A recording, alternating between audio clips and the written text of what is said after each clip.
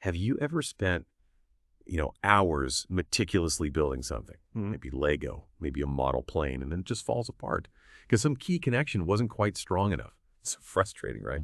Well, take that feeling, that challenge, and amplify it. Put it right into the world of restorative dentistry. Because the goal isn't just filling a space. It's forging this incredibly strong, durable bond between resin and dentin. And that bond, that's pretty much everything for how long the restoration actually lasts.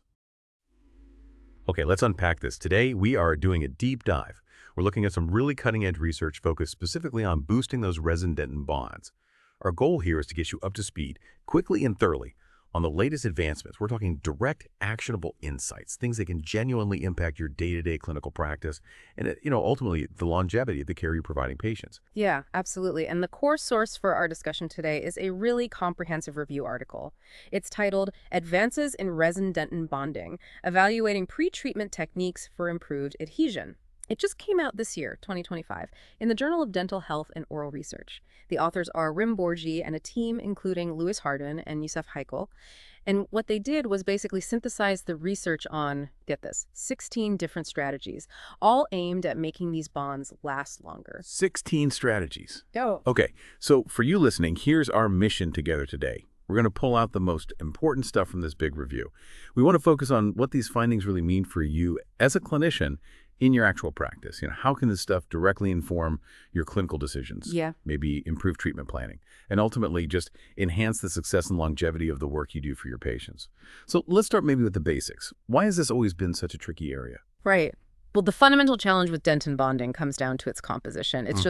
It's very different from enamel. Think about enamel. It's like 96% inorganic, mostly mineral, highly organized apatite crystals. Making it relatively straightforward to bond to, Right. Mostly micromechanically. Exactly. But dentin, that's a whole different ballgame. Yeah. It's about 70% inorganic, but then you've got a big chunk, 20% that's organic matrix, mostly type I collagen. And then crucially, about 10% is water. Always. So much more organic material, and it's wet. That sounds inherently more complicated than dry mineralized enamel. It absolutely is. And structurally, it's got those dentinal tubules, those microscopic channels, plus the moisture we mentioned, intrinsic enzymes floating around, and don't forget the smear layer that forms right after you prepare a cavity. Right, that layer of debris. Yeah. All these things add up. They contribute to higher clinical failure rates. We see things like marginal leakage. Which can lead to recurrent caries. Exactly. Yeah. Or even complete debonding of the restoration. It really centers on the hybrid layer. That's the critical interface. It's where the demineralized collagen needs to get fully infiltrated and reinforced by the resin. Okay. But the stability of that layer, it's constantly under threat. From hydrolysis breakdown by water and from enzymatic activity, particularly from enzymes called matrix metalloproteinases, or MMPs. They naturally live in the dentin, and their job is basically to break down collagen. Wow, so it's like the dentin has its own built-in mechanism for potentially degrading the bond over time, like an internal saboteur. That's a good way to put it. And this isn't a new problem, as you know. No, dentists have been wrestling with this for decades, And right? easily, over 50 years. Right. Even with all the incredible advances we've seen in adhesive technologies, keeping that resin-dentin interface stable, that remains a huge focus of research, for very good reason. So after all this time, does this new review offer like a silver bullet? Or is it more about refining our approach? Because here's where it gets really interesting. It's definitely the latter. That's the big takeaway here. There's no single magic bullet technique that solves everything overnight. Instead, the real progress comes from understanding and strategically combining different techniques. And often this means clinicians, need to thoughtfully modify, maybe even add to the standard manufacturer instructions. Right. To get truly optimal bond strength and maybe even more importantly, that long-term durability. It's about tailoring the approach. That's actually quite empowering, isn't it? It means you, the clinician, have more control over the outcome based on your understanding. So let's dive into some specifics. What are these actionable strategies that can lead to better results for patients? Where should we start? Well, let's begin with something really fundamental, just the mechanics of applying the adhesive itself. Okay, like how long you leave it on. I know manufacturers give times, but does this review say anything about maybe needing longer? Are we sometimes rushing it? It seems we might be. The research highlighted in the review is pretty clear. Shorter application time reduces the bond strength of universal adhesives to dentin. They even gave an example with G Premio Bond. Just waiting 10 seconds improved its short-term performance compared to not waiting at all. 10 seconds. That's it. Yeah. And the reason why seems to be that extending the application time gives the functional monomers in the adhesive more time to chemically react with the hydroxyapatite, the HAP, in the dentin. It also just allows for better infiltration of those monomers into the collagen network. You get a more robust hybrid layer. So literally, just holding the microbrush there a few seconds longer could make a real difference. That's a tiny change with potentially big impact. And building on that, if one layer is good, are multiple layers better? Does the research back up doubling down? It does seem to. Applying multiple layers is a practical tip the review supports. They suggest considering double, maybe even triple layers, especially when you're using those simplified universal adhesives. And why is that? Well, there are a few reasons. It enhances monomer diffusion deeper into the hybrid layer, promotes more chemical interaction. It also increases the overall thickness and uniformity of the adhesive layer itself, which can kind of compensate for any small defects or thin spots you might get with just one layer. And importantly, allowing the solvent to evaporate between applying layers helps concentrate the monomers, leading to a better quality polymerization. Got it. So consider the specific adhesive you're using, but layering could be a smart move. Exactly. You need to think about the material's chemistry and the surface you're bonding to. Okay, so application time and layers are key. What about managing the solvents in the adhesive and making sure it cures properly? I bet incomplete solvent evaporation is a common issue. It's a huge issue, a major culprit in bond failure down the line, so the review strongly recommends enhanced solvent evaporation by using warm airstream. Warm air. Interesting. How warm are we talking? The ideal range seems to be 50 to 60 degrees Celsius, gold standard, they call it. Using warm air helps evaporate stubborn solvents like water and ethanol much more effectively than just cool air. It also lowers the viscosity of the monomers, which helps them flow and diffuse better into the dentin. Plus, there's some evidence it might even reduce the cytotoxicity of certain adhesives. That's practical, but is it good for all adhesives? Good question. It's most effective for water and alcohol-based ones, but not for acetone-based adhesives. Acetone is just too volatile already. Warm air doesn't help the same way. Okay, good distinction. And it's safe for the tooth pulp. Yes, the temperatures are well within the physiological tolerance range for dentin, which is about 29 to 56 degrees C. Fantastic tip. Okay, what about curing time? Extending the light exposure. Manufacturers give times, but should we maybe go longer? The review suggests yes, often going beyond the standard recommendation is beneficial. For example, extending from, say, 20 seconds to 40 or even 60 seconds. And what does that extra curing time achieve? It increases the degree of conversion, basically, how completely the adhesive polymerizes. A higher degree of conversion makes the adhesive layer more stable, less permeable to water, and reduces water absorption and solubility over time. So it makes the bond tougher and more resistant to break down, like building a stronger foundation. Exactly. You're creating a more resilient, water-repelling structure at the molecular level. But, a word of caution, LED lights do generate heat. Right. So if you're doing prolonged curing, the recommendation is to air cool the tooth briefly, like 1 or 2 seconds after every 10 seconds of light exposure, just to prevent any potential pulp issues. Smart. And what about just plain old air blowing? Does doing that for longer help too? Yes, prolonged air blowing is important, especially for ethanol-based adhesives. They suggest maybe 15 to 30 seconds. It's not just about drying, it's ensuring that solvent is really gone before you cure. It helps create a more consistent, uniform adhesive layer, which impacts the bond's integrity. Okay, makes sense. Now let's shift focus to protecting that hybrid layer itself. You mentioned enzymatic degradation. Sounds like we're fighting biology here. We are to an extent. This is where things like matrix metalloproteinase inhibitors, or MMP inhibitors, come into play. Agents like chlorhexidine, CHX, or even natural compounds like green tea polyphenols can help. They work by deactivating those collagen-degrading enzymes, the MMPs and cysteine cathepsins, that are naturally present in dentin. So they stop the saboteurs before they can do too much damage. Essentially, yes. By inhibiting these enzymes, you can significantly improve the bond's longevity. The review notes that CHX, for instance, can actually remain effective within the hybrid layer for years, despite some minor toxicity concerns that need consideration. Interesting. And following that idea, what about cross-linking agents? Are these strengthening the collagen itself? Precisely. Agents like glutaraldehyde, or another one called EDC, or even natural options like proanthocyanidins from grape seeds. They work by creating additional bonds within the collagen network in the dentin.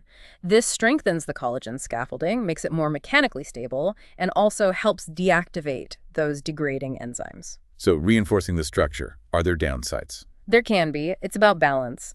While cross-linkers increase stiffness and durability, making the hybrid layer too stiff could potentially make it brittle. You don't want it to crack under chewing forces. And some agents, like glutaraldehyde, do have toxicity concerns to manage. Finding that sweet spot between strength and flexibility. Got it. Exactly. Okay, now for something that sounds really different. Yeah. Electric current-assisted application. What on earth is that? Yeah, it sounds a bit sci-fi, doesn't it? But it's based on solid principles. Using mild electric currents, we're talking very low levels, 30-35 microamperes, proven safe for cells, can actually enhance the bonding process. It seems the current helps drive the adhesive monomers deeper into the dentin. It alters surface charges and hydrogen bonding, essentially making it easier for the resin to infiltrate the dentinal tubules and interact chemically. So, using a tiny current to improve penetration and bonding. That's the idea. It shows significant promise for boosting bond strength by improving that initial impregnation. Fascinating. Okay, let's swing back to some perhaps more fundamental aspects. Field control and surface prep.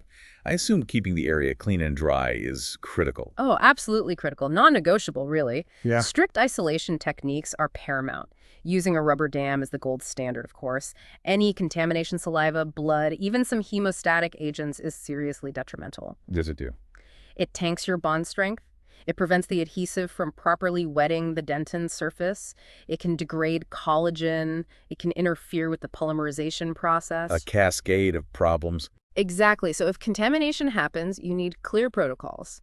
Rinsing, drying, maybe re-etching and rebonding, depending on what the contaminant was. Like if you get saliva on there, you absolutely have to rinse thoroughly. If it's blood, maybe a quick application of sodium hypochlorite can help remove the organic debris before you proceed. You have to reset the stage. Meticulous control is key. Okay, what about etching? I know total etch versus self-etch is a long debate.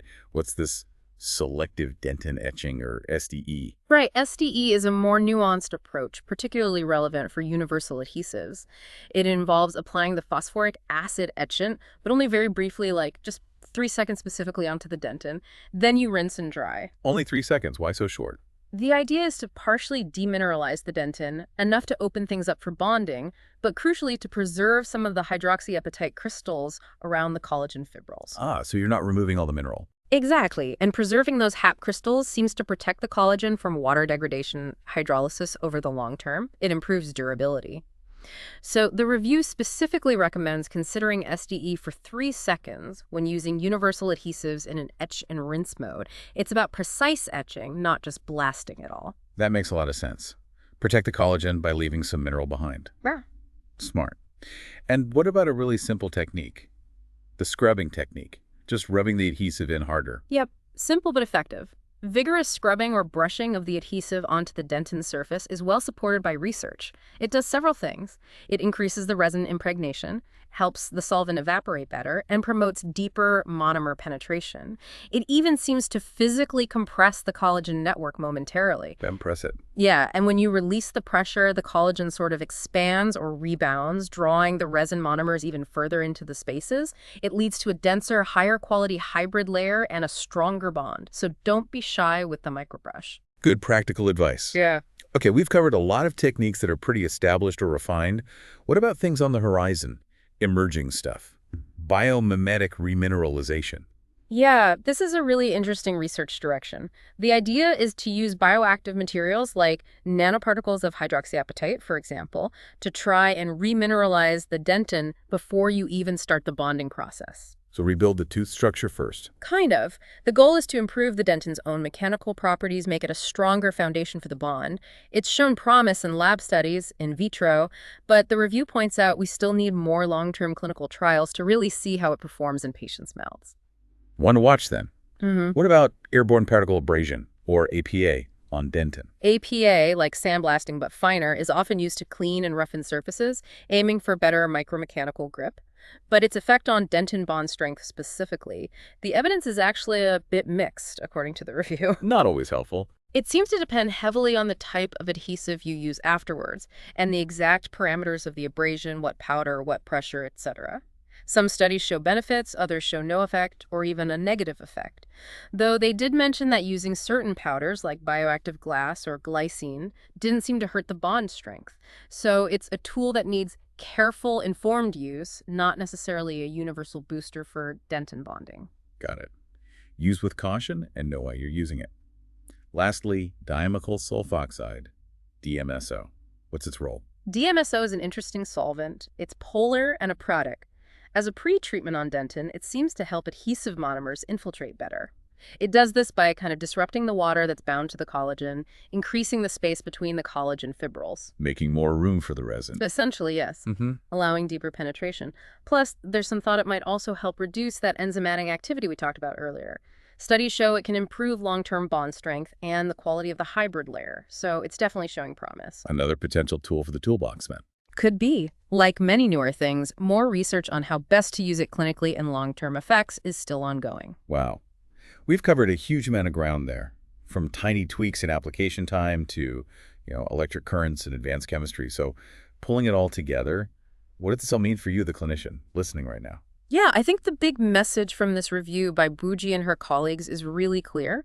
While there isn't that one magic wand, understanding and then thoughtfully combining these different strategies can make a significant difference. You can genuinely enhance your resin-dentin bond strength and, critically, the long-term durability of the restorations you place in your practice. So it's about being strategic, not just following one recipe. Exactly. Achieving those really reliable, long-lasting bonds requires a tailored approach.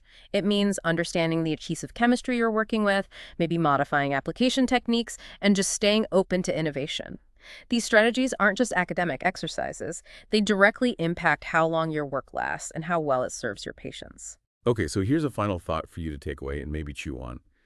Given that even seemingly small changes to your technique informed by this kind of deep dive can lead to potentially big improvements, what's maybe one area in your current bonding protocol that you might explore adjusting? Or maybe combining with another strategy we talked about today. How could that refinement, that combination, push the boundaries just a little bit further for the longevity of the restorations you provide your patients? Think about that blend of chemistry, the mechanics, the meticulous control, and what it could mean next time you bond to dentin.